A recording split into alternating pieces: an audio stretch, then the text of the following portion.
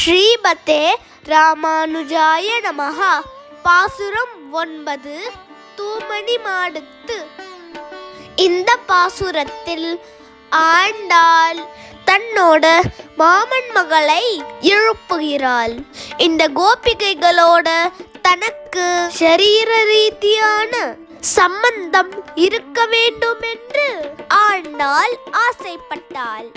ஆகவே இந்த கோபிகையை தன் மாமன் மகளாக இந்த பாசுரத்தில் அமைத்திருக்கிறாள். தூமணி மாடத்து சுற்றும் விளக்கெரிய தோஷமில்லாத தூய மணிகள் இரத்தின கற்கள் பதிக்கப்பட்ட மாளிகை சுற்றும் விளக்கெரிய இந்த கோபிகை தன் அறையை சுற்றி விளக்கேற்றி வைத்திருக்கிறாள். தூபம் கமழ வாசனை மிக்க புகை மணக்க கண்ணன் வருவான் என்று அவனோட உகப்புக்காக விளக்கு தூபம் எல்லாம் ஏற்றி தன் வீட்டை மங்களகரமாக வைத்திருக்கிறாள். துயிலனை மேல் கண் வளரும் நல்ல சௌகரியமான ஒரு படுக்கையின் மேலே கண் வளரும் உறங்குகிறாள். மாமான் மகளே படிக்கதவம் தாழ்த்திரவாய், என் மாமன் மகளே மாணிக்க மணிகள் பதிக்கப்பட்ட கதவுகளின் தாழ்த்திரவாய். இதற்கு முன் எழுப்பப்பட்ட கோபிகைகள் கண்ணனை மனதில் தியானித்துக் கொண்டு உள்ளேயே படுத்திருந்தார்கள். ஆனால் இந்த கோபிகையோ உண்மையாகவே உறங்குகிறாள். ஆண்டாளுக்கு பதில் சொல்லாமல் உறங்கிக் கொண்டிருந்தாள். ஆண்டாள் தன் மாமியை அழைக்கிறாள். மாமீர், அவளை எழுப்பீரோ? உன்மகள் தான் ஊமையோ அன்றி செவிடோ? உன் மகள் வாய் பேசாதவளா அன்றி செவிடோ?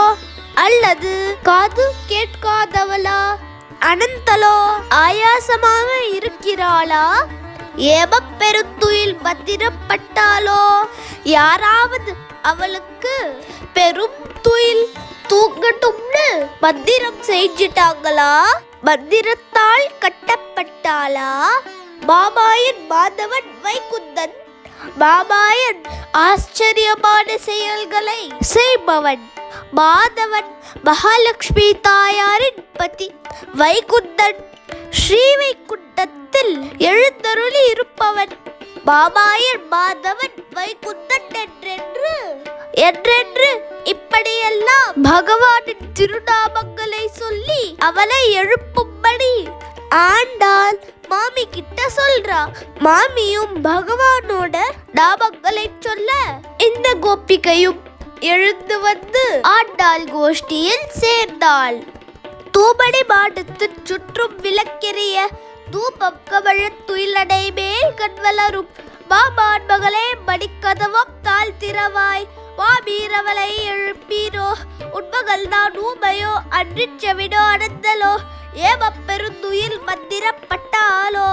மாமாயன் மாதவன் வைகுந்தன் என்றென்று நாமம் பலவும் நவின்றேலோ நம்பாவாய். ஆண்டாள் திருவடிகளே சரணம்.